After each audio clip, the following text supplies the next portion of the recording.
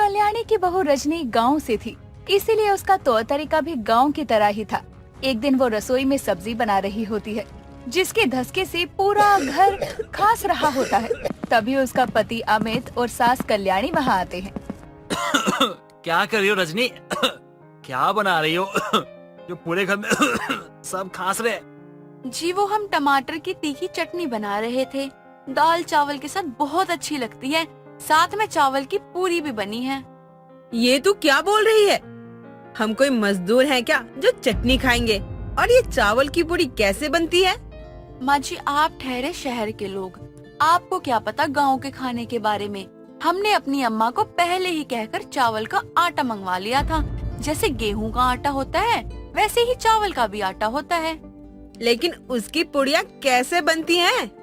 बनाती है माँ, बहुत अच्छा बनाती है। चावल की आटे की पूरियाँ और आलू गोभी की सब्जी, आए हाय मजा आ जाता है खाकर। अपनी गवार बीवी के साथ रह रहकर तू भी इसकी तरह हो गया है और तेरी पसंद भी। माँ ऐसा नहीं है, सच में बहुत अच्छा बनाती है। माँ एक बार खा के देखिए आप शहर का ना वो खाना भूल जाओगी, बोरिंग सा। तेरी बीवी है, तू ही खा, मुझे माफ कर। अगर इतना तेल मसाला खाऊंगी तो वक्त से पहले ही अनेकों बीमारियों का शिकार हो जाऊंगी। माँ आप सीधे सीधे बोल दो, आपसे तीखा खाया ही नहीं जाएगा। यही समझ ले तू, मुझे फर्क नहीं पड़ता है। कल्याणी इतना कहकर वहाँ से चली जाती है और अमित भी अपने कमरे में वापस चला जाता है। कल्याणी को ना ही अपनी गांव की बहू पसंद थी, ना ही उसके बनाए हुए पकवान। वो चाहे कितना भी अच्छा खाना बना ले, वो कुछ न कुछ कमी निकालकर उसे गांव की होने के कारण नीचा दिखा दिया करती। एक दिन लंच के समय अमित अपने दोस्त हरीश के साथ घर आता है और रजनी को बोलता है, रजनी एक काम करो, मेरे दोस्त के लिए ना एक अच्छा सा पकवान बना दो ताकि वो खाए और खाने के बाद ना तुम्हारी तारीफ के गुण गाए। बस आप मेरी तारीफ करते हैं, बस इतना ही काफी है। मैं उनके लिए खाना भी जरूर बनाऊंगी। वो आपके दोस्त हैं, आपकी इज्जत मैं किसी के सामने कम थोड़ी ना होने दूंगी। ओके फिर जल्दी से बना दो अच्छा सा, ताकि खा के मजा आ जाए। हाँ भाभी, कुछ ऐसा बना दो जो मैंने कभी खाया ना हो और खाते ही गाँव की याद आ जाए। कितना समय हो गया गाँव गई हुए, माँ के हाथों का खाना नहीं खाया बहुत दिनों से। जी ठीक है, मैं अपनी तरफ से पूरी कोशिश करूंगी कि मैं आपकी ख्वाहिशों को पूरी कर सकूं। रजनी इतना कहकर रसोई में खाना बनाने के लिए चली जाती है और अमित अपने दोस्त को लेकर अपने कमरे में चला जाता है। दोनों आराम से बातें करने लगते हैं। कुछ देर बाद रजनी एक प्लेट में लिट्टी चोखा बना कर लाती है और उनके सामने रख देती है, जिसे देखते ही हरीश बोलता है, भाभी आपने ये लिट्टी चोखा बनाया है ना? जी हाँ, वही बनाया है। आपने ही तो बोला था कि कुछ ऐसा बनाओ जिससे गांव की याद आ जाए, तो मैंने लिट्टी चोखा बना दिया। हाँ भाभी जी, आपने सही कहा। आप जल्दी से खाना दे दीजिए। खाने को देखकर मेरे मुंह में तो पानी आने लगा है। रजनी अपने पति और उसके दोस्त को खाने के लिए लिट्टी चोखा देती है। हरीश लिट्टी चोखा खाकर बहुत खुश होता है और उसकी तारीफ भी करता है। तभी कल्याणी वहाँ आकर कहती है, बेटा ये तू क्या खा रहा है? आंटी जी, ये लिट्टी चोखा है, बहुत मस्त होता है। एक बार खा के देखिए, आपको मजा आ जाएगा। नहीं, तुम लोग ही खाओ, ये चीजें मुझे नहीं पसंद है, ना मुझे इन्हें खाने में कोई इंटरेस्ट है। आंटी जी, आपको तो खुश होना चाहिए। आपको ऐसी बहू मिली है जिसे सब बनाना आता है। सच में भाभी जी, आपका लिट्टी चोखा बहुत अच्छा बना है। गांव की याद आ गई मुझे। माँ जी आपको कुछ काम था? हाँ, वो कल घर में कुछ मेहमान आने वाले हैं, थोड़ा बहुत तैयारी कर लेना और अच्छे से तैयार हो जाना।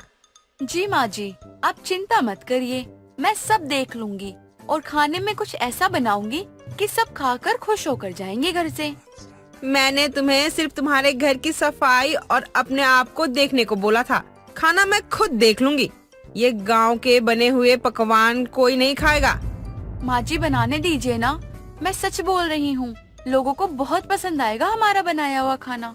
नहीं खाना, मैं बाहर से ऑर्डर कर लूंगी।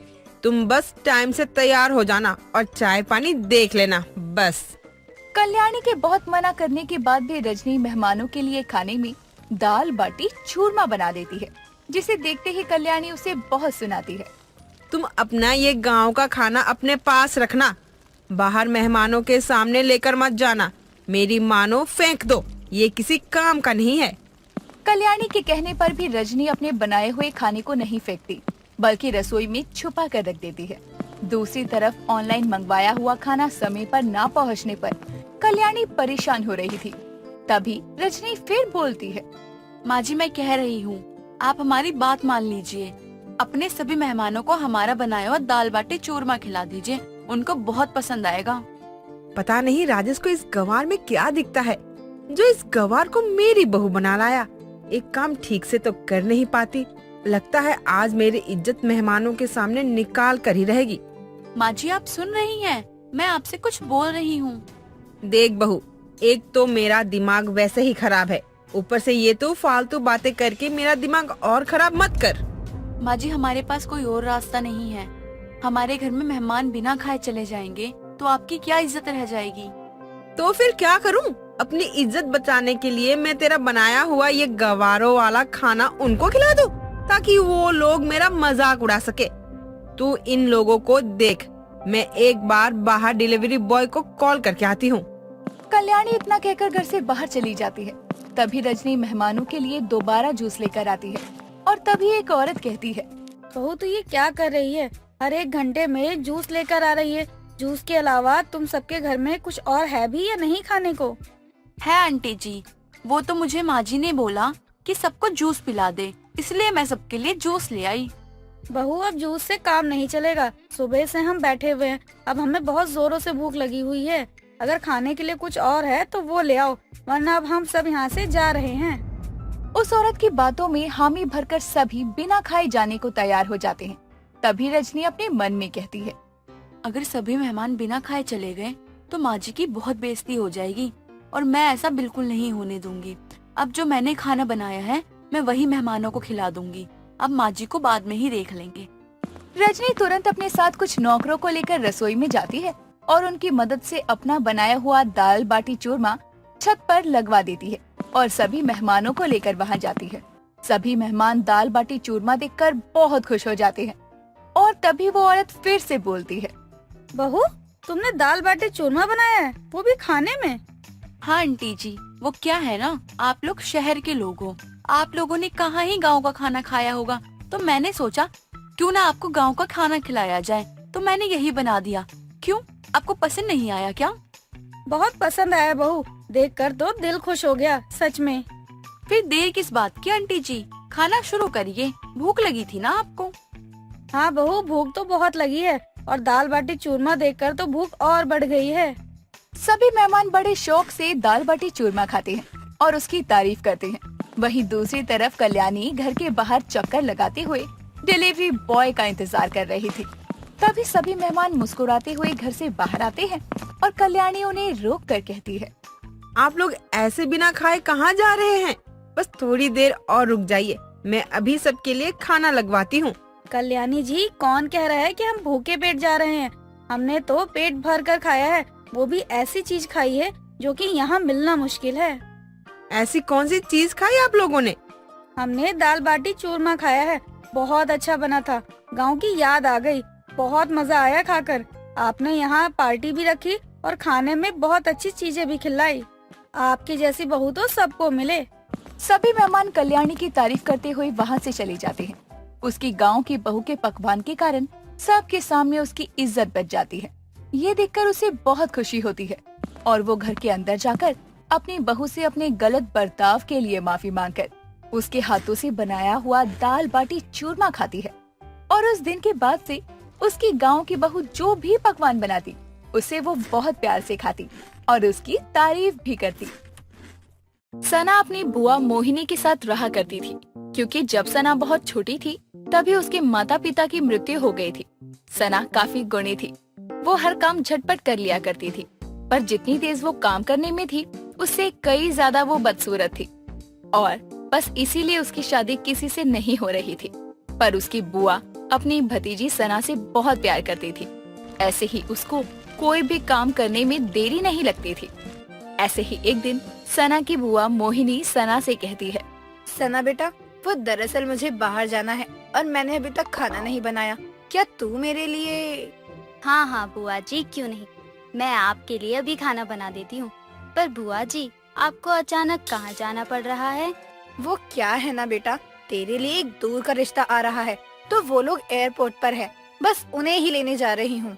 बुआ जी, आप इतना क्यों सोच रही हैं? मैं जानती हूँ इस बार भी वो लोग मुझे रिजेक्ट कर देंगे। अरे ऐसे कैसे रिजेक्ट कर देंगे? मेरी भतीजी इतनी खराब थोड़ी ना है।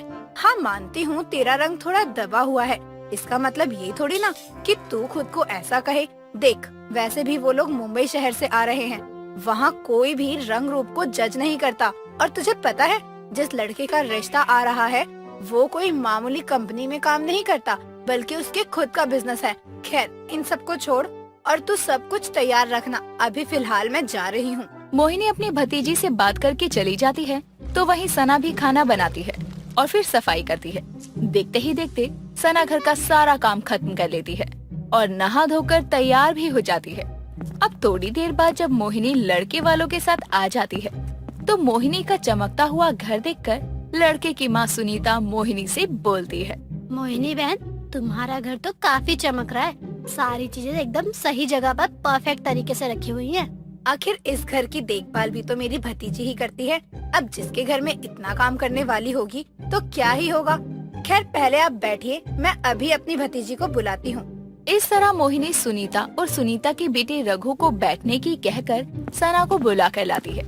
सना अपने हाथों में चाय की ट्रे लेकर सभी के सामने आती है और उसको देखकर रघु का मुंह बन जाता है, क्योंकि रघु काफी स्मार्ट और हैंडसम था और उसको अपनी पत्नी अपनी ही तरह गोरी और सुंदर चाहिए थी।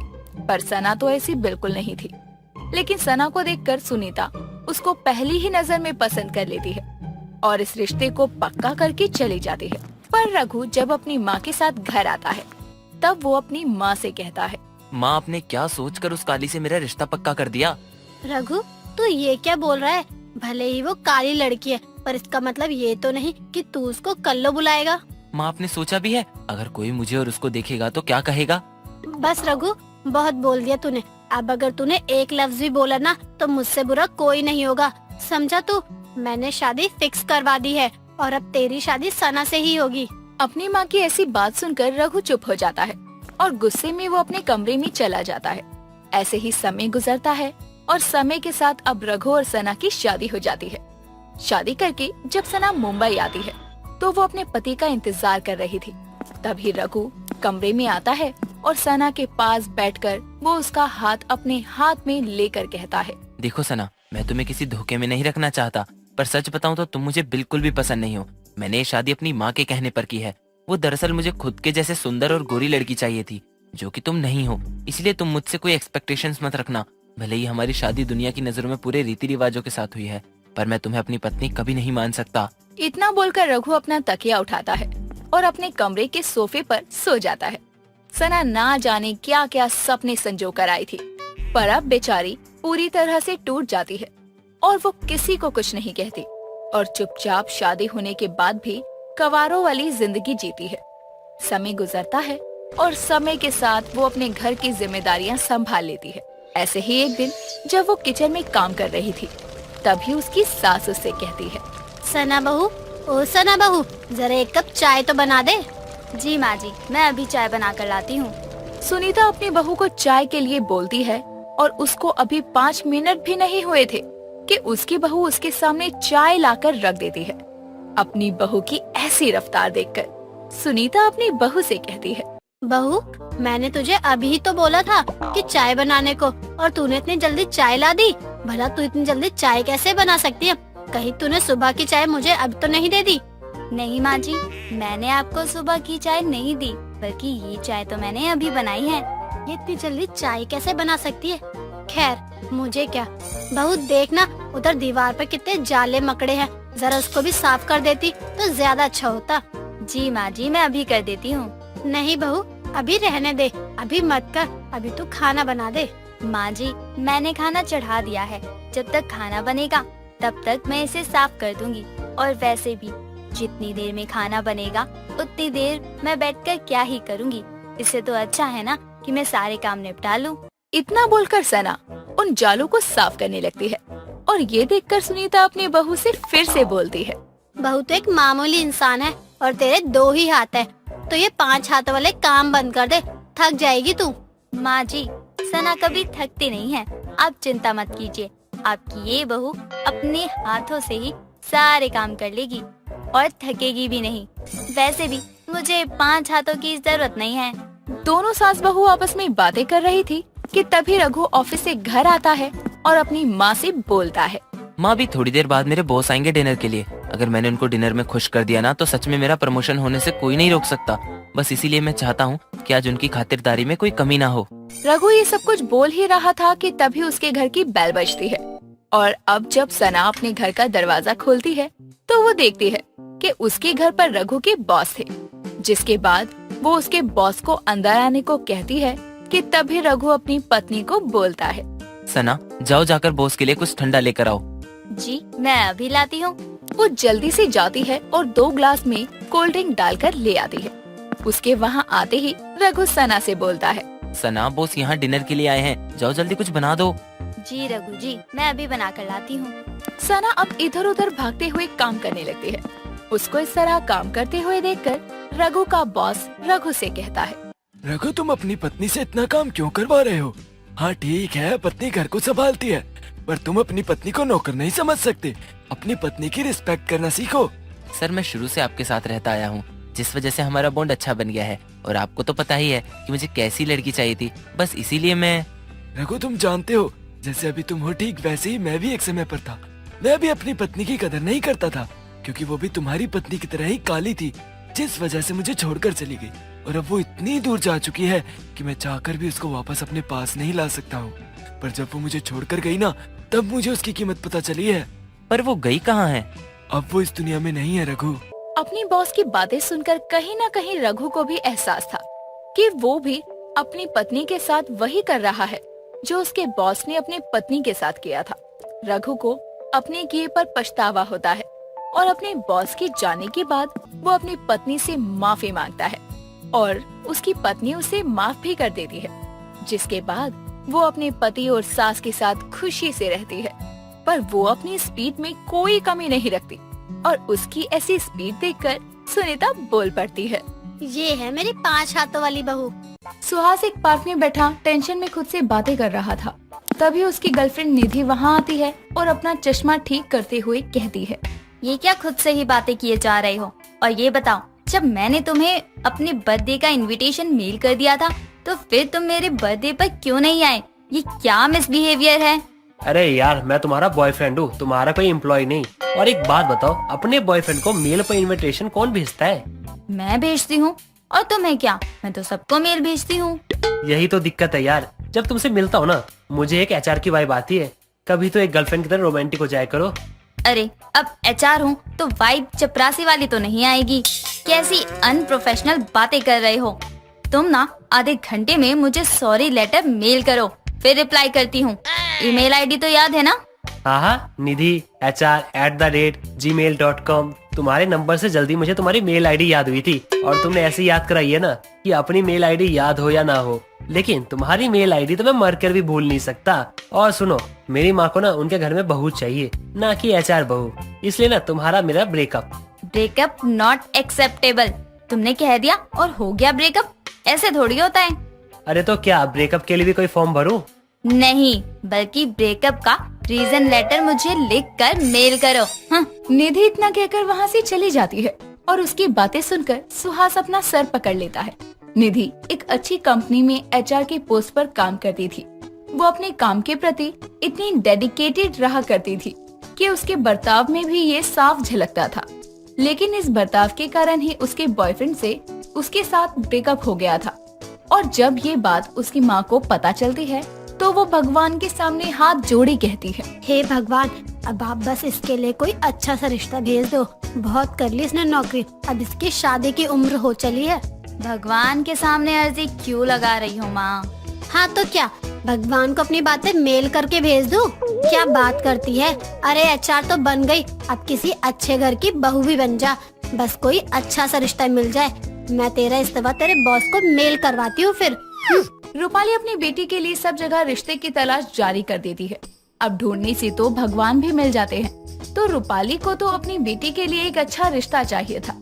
कुछ ही दिनों में निधि के लिए विवान नाम की लड़की का रिश्ता आता है और बातचीत होने के बाद रिश्ता तय भी हो जाता है। शादी की तारीख भी नजदीक आने लगती है, तो वही निधि अपनी जॉब को छोड़ देती है, लेकिन शायद उसकी जॉब उसका पीछा नहीं छोड़ती। एक रोज जब निधि अपने संगीत के फंक्शन के लिए तैयार हो रही थी, तो उसकी माँ आकर कहती है, निधि बेटा, अब तक तूने हलवाई को फोन नहीं किया क्या? देख तो वो आया है। अरे ऐसे कैसे नहीं आया? मैंने तो उसे कल रात को ही खाने में क्या क्या बनेगा उसकी लिस्ट बनाकर मेल कर दी थी। उसके छोटे भाई को भी अटैच किया था। क्या तूने हलवाई को मेल किया था? अरे दैया, अरे वो कहाँ मेल वेल चलाते हैं? अरे माँ क्या बात कर रही हो? खाओ पकाओ #gmail.com करके उसकी ईमेल आईडी है, उस पर ही मैंने मेल किया था। ओहो, मेल आईडी भले ही हो, लेकिन वो अनपढ़ है। तुझे मैंने काम बोलकर ही गलती की। हट परे, आई बड़ी मेल करने वाली। रूपाली अपना सर पकड़े खुद ही हलवाई को फोन लगाती है और 2 दिन बाद शादी पूरे रीति रिवाज के साथ संपन्न होती है और निधि बन जाती है बहू। ऐसी वैसी बहू नहीं, बल्कि HR बहू। क्यों? आइए जानते हैं। एक रोज निधि फोन चला रही थी, तभी वैशाली उससे कहती है, बहू जरा विवान बिटवा को कह दियो आते हुए जरा पंडित जी को अपने साथ ले आए। घर में एक तो पूजा रखवानी है, तो उसी की बात करनी थी पंडित जी से। बिल्कुल सासू माँ, मैं उन्हें याद से कह दूंगी। ठीक है, वैसे ये फोन कम चलाया कर बहू। कम कैसे चलाऊं सासू माँ, मेरा तो सारा काम ही इसी से होता है। मुझे अपनी सहेली का जरूरी कॉल अटेंड करना है, तो मैं वो करके आती हूँ। अरे बहू, पर रसोई का काम? सासू माँ, मैंने उसे 3 दिन की डेडलाइन दी थी, उसका कॉल आने ही वाला होगा। ये लो आ गया, मैं बात कर लेती हूँ जरा। इतना कहकर निधि फोन पर बात करने के लिए वहाँ से चली जाती है। तभी वैशाली कहती है, ये का अंग्रेजी का शब्द बोलकर चली गई, सब सर के ऊपर से चला गया। खैर, हमें क्या मतलब। वैशाली अपनी HR बहू की बातें समझ नहीं पाती और न ही उन्हें समझने की कोशिश करती है। शाम को जब विवान घर लौटता है, तो वैशाली दरवाजे से बाहर झांकने लगती है। उसे ऐसा करते देखकर विवान कहता है, अरे माँ, ऐसे क्या झांक रही हो? कोई आने वाला है क्या इस समय? ये बात तो हमको तुझसे पूछनी चाहिए। पंडित जी पीछे आ रहे हैं क्या? पंडित जी? कौन पंडित जी? अरे आपने मेरी मेल नहीं पढ़ी क्या विवान? मेल? अरे कैसी मेल? मैं तो अपनी मेल रोज चेक करता हूँ। ओहो, वो पुरानी नहीं, नई वाली मेल जो मैंने बनवाई थी उस दिन, patidev@gmail.com वाली। उसी पर मैंने तुम्हें पंडित को शाम को घर लाना है और क्यों लाना है उसका रीजन लेटर लिखकर मेल कर दिया था। यार ये घर है कि ऑफिस? और मैं तुम्हारा पति हूँ या एम्प्लॉय, जो तुम मुझे HR की तरह बात बात पे मेल करती रहती हो? अरे ये बात फोन करके भी तो कह सकती थी ना। अरे बात कहने से मतलब है विवान, फिर मेल में कहो या फोन करके, बात तो एक ही है ना। अब तुम तो ऐसी बात मत ही करो। इतना कहकर निधि वहाँ से चली जाती है और वैशाली अपने बेटे के सर पर एक मारते हुए कहती है, कारे, जब बहू बोल दी थी तो पंडित जी को काहे नहीं लाया? माँ, आपको ना कुछ नहीं पता। अरे उसने मुझे मेल किया था। अब इंसान के पास मैसेज पढ़ने का समय तो होता नहीं है, ऐसे में वो मेल कहाँ से पढ़े? पर बहू ये मेल ही क्यों करती है बेटा? क्योंकि तुम्हारी बहू पहले HR जो थी माँ। अब खाना लगा दो, भूख लगी है मुझे। पहले मुंह हाथ धोकर आ नालायक। अरे हाँ, जाता हूँ। तभी विवान अपने कमरे में चला जाता है और ऐसे ही समय बीतता है और अपनी HR बहू की मेल पर हर बात कहने वाली हरकत से विवान और निधि में हुई कभी कभी की कहासुनी को देखकर वैशाली को कुछ भी ठीक नहीं लगता था। एक रोज जब वैशाली हॉल में बैठकर टीवी देख रही थी, तभी निधि कहती है, सासू माँ, आप अभी तक यहीं बैठी हैं? हाँ तो क्या करे, कछु कहा था क्या? काम था से आपका क्या मतलब है? आप मार्केट से सब्जियाँ नहीं लाई अब तक? अरे जो तूने कहा ही नहीं तो हम क्या अपने मन से बाजार चले जाएंगे? कहा नहीं मतलब? सुबह ही तो आपको मेल किया था ना, साथ में सब्जियों की लिस्ट भी PDF में भेजी थी, आपने देखी नहीं क्या? का? एक मिनट, तू हमको भी मेल भेजी रही, पर कैसे? कैसे मतलब क्या सासू माँ? उस दिन आपको बैठाकर खड़ूस सासू माँ @gmail.com से ID बनाकर तो दी थी आपको, इसी पर मेल किया मैंने। अरे हम काला अक्षर भैंस बराबर है, आईडी बनाकर का फायदा जब पढ़ना ही नहीं जानते। ये मेरी हेडेक नहीं है सासू माँ, आपको पहले बताना चाहिए था, इसके लिए मैं रिस्पॉन्सिबल नहीं हूँ। इतना कहकर निधि वहाँ से चली जाती है। शाम को विवान के आने पर वैशाली उसे सारी बात बताती है तो विवान भी अपना सर पकड़ लेता है। समय बीतता है। एक रोज जब घर के वाईफाई में कुछ दिक्कत आ जाती है, साथ ही निधि के फोन का नेट भी खत्म हो जाता है, जिसके कारण वो अपनी ईमेल्स चेक नहीं कर पाती। शाम को जब उसकी सास और पति तैयार होकर कहीं बाहर जाने लगते हैं तो वो कहती है, आप लोग ऐसे तैयार होकर कहाँ जा रहे हैं? कहीं जाना था तो मुझे क्यों नहीं बताया? कैसी बात कर रही है बहू, बताया तो था तुझे। वो क्या कहती है तू? हाँ मेल करके, तूने पढ़ा नहीं का? नहीं पढ़ा तो ये तुम्हारी गलती। खैर हम चलते हैं, हमें देर हो रही है ना माँ? हाँ बिटवा, अब एचआर बहू तो तैयार है नहीं तो हम इसके बिना ही जाएंगे। इतना कहकर दोनों वहाँ से चले जाते हैं और निधि को समझ आ जाता है कि उसकी सास आखिर उसे क्या समझाना चाहती है। दोस्तों, अगर आपको ये कहानी पसंद आई तो इसे लाइक करें, शेयर करें और कमेंट करके बताएं कि कहानी में आपको सबसे अच्छा क्या लगा।